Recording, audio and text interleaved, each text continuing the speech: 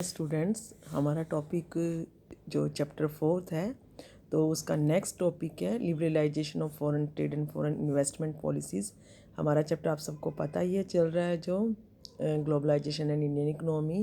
तो उसकी अंदर हमारे ये जो नेक्स्ट टॉपिक है कि liberalisation of foreign trade and foreign investment policies की उदारीकरण जो है कैसे करके होता है फॉरेन ट्रेड और फॉरेन इन्वेस्टमेंट पॉलिसीज़ में।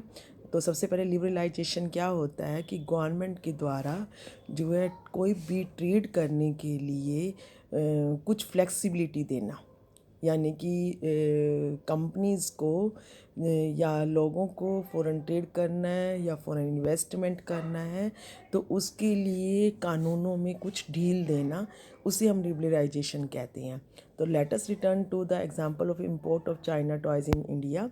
तो हम दोबारा से ही चाइनाज़ के टॉयज़ की जो इंडिया में आते थे उस एग्जांपल की तरफ चलते हैं कि suppose Indian government put A tax on the import of toys.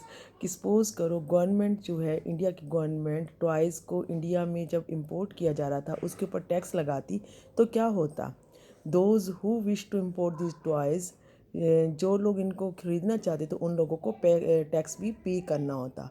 क्यों? क्योंकि बायर्स विल हैव टू पे high price on imported toys, क्योंकि जो बायर्स हैं उन्होंने टॉयज़ को इंपोर्ट करने के लिए हाई प्राइस जो है पेड किया था। तो चाइनीज़ टॉयज़ जो होते हैं जो हैं वो इंडिया की मार्केट के अंदर इतने सस्ते ना होते जितने की हैं। तो and imports from China will automatically reduce, और इससे की वजह से क्या होता कि इम्पोर्ट्स जो है कुछ हद तक कम होता चाइनीज़ टॉयज़ का। जो इंडियन टॉय मेकर्स जो हैं वो ज़्यादा से ज़्यादा जो क्या बन जाते, प्रोस्पियर हो जाते। तो टैक्स क्या हुआ, tax on import is an example of trade barrier. तो टैक्स एक तरह से ट्रेड बैरियर हुआ, व्यापार अवरोधक हो गया। व्यापार अवरोधक का एक एग्जाम्पल क्या है, टैक्स लगाना आयात के ऊपर, इंपोर्ट करने के ऊपर। It is called a barrier. इसको इसलिए बैरियर कहा जाता है क्यों, क्योंकि गवर्नमेंट के द्वारा जो है कुछ रिस्ट्रिक्शंस लगाई जाती हैं ट्रेड के ऊपर ताकि जो फॉरेन ट्रेड है उसको इंक्रीज़ और डिक्रीज़ किया जा सके कुछ और and to decide what kind of goods and how much of each should come into the country.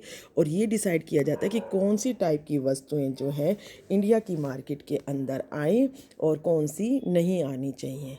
तो ये ट्रेड बैरियर्स क्यों लगाए गए इंडिया की गवर्नमेंट के द्वारा, क्योंकि जब हमारा देश आज़ाद हुआ after independence had put barriers to the foreign trade and foreign investment. This was considered, ये इसलिए लगाए गए बिकॉज कि इंडिया की जो फॉरेन कंपटीशन, इंडिया को जो है फॉरेन कंपटीशन से बचाना था।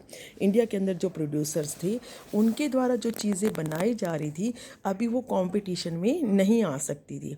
क्यों? क्योंकि 1950 और 1960 के आसपास जो है इंडिया की कंपनीज जो हैं, इंडस्ट्रीज जो हैं जस्ट कमिंग अप हुई थी और वो किसी भी प्रकार का जो है कंपटीशन नहीं कर सकती थी जो अगर हम लोग दूसरे देशों से कोई भी सामान मंगवाते।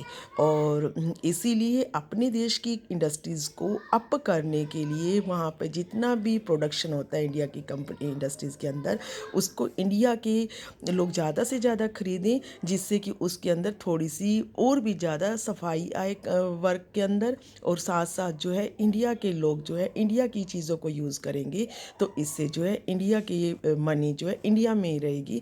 और बाहर की जो इम्पोर्ट किया हुआ माल है वो जब इंडिया के अंदर कम आएगा तो वहाँ हम लोगों का पैसा जो है अपनी कंट्री का वो बाहर नहीं जाएगा।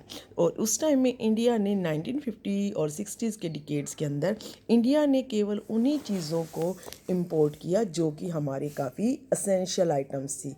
कौन सी थी? Machinery, fertiliser, petroleum, etc. Note that all developed countries during the early stages of the development have given protection to the domestic producers through a variety of means.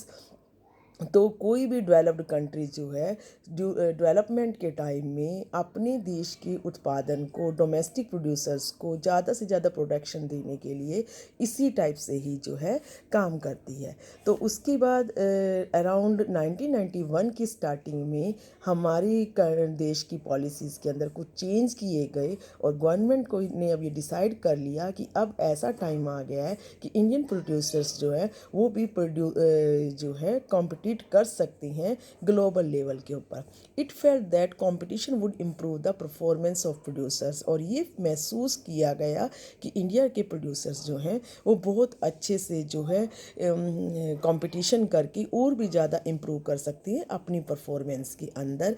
और इसीलिए जो है ताकि इंडिया की जो चीज़ें हैं, गुड्स हैं, उनकी क्वालिटी भी इम्प्रूव हो, और ये डिसीज़न जो है इंटरनेशनल ऑर्गेनाइजेशंस के द्वारा लिया गया। This decided was supported by powerful international organizations. Thus, barriers on foreign trade and foreign investment were removed to a large extent. तो इस प्रकार से जो है फॉरेन ट्रेड और फॉरेन इन्वेस्टमेंट के से कुछ बैरियर्स जो हैं, कुछ अवरोध जो हैं हटाए गए। This mean that goods could be imported and exported easily. तो इसका मतलब क्या हुआ है कि सामान को आयात और निर्यात ईज़िली किया जा सकता था, और फॉरेन कंपनीज जो है इंडिया के अंदर अपनी फैक्ट्रीज़ या अपनी ऑफिसेज जो है सेटअप कर सकती थी। तो अब यहाँ पर हमारा लिबरलाइजेशन क्या है? What do you mean by liberalisation? Removing barriers और restrictions set up by the government. It what is known as liberalisation, की गवर्नमेंट के द्वारा बैरियर्स और रिस्ट्रिक्शंस को हटाना, जो कि उन्होंने सेट किए थे उनको हटाना, उसी को हम लिबरलाइजेशन कहते हैं। With liberalisation of trade business are allowed to make decision freely. तो लिबरलाइजेशन की वजह से ट्रेड के अंदर, बिजनेस के अंदर जो है डिसीजंस इजीली लिए जा सकते हैं, और अपनी मर्जी से जो इंपोर्ट और एक्सपोर्ट किया जा सकता है। The government imposes much less restrictions than before and is therefore set to more liberal. और गवर्नमेंट जो है कम से कम रिस्ट्रिक्शंस लगाती है जो कि वो पहले लगाती थी उसके कंपैरिजन में, और वो जो है ज़्यादा लिबरलाइज हो जाती है, ज़्यादा उदार हो जाती है कि जैसे भी मर्जी करके ट्रेड किया जा रहा है तो किया जा सकता है। तो अब यहाँ पे हम लोगों के what do mean by liberalisation of foreign trade. तो लिबरलाइजेशन क्या है फॉरेन ट्रेड के लिए? कि रिमूविंग करना सब तरह के बैरियर्स और रिस्ट्रिक्शंस को। द सेकंड क्वेश्चन है tax on import is one type of trade barrier. Tax एक तरह से ट्रेड बैरियर है, तो गवर्नमेंट जो है कुछ लिमिट कर सकती है कुछ चीज़ों को खरीदने के लिए। This is known as Kota.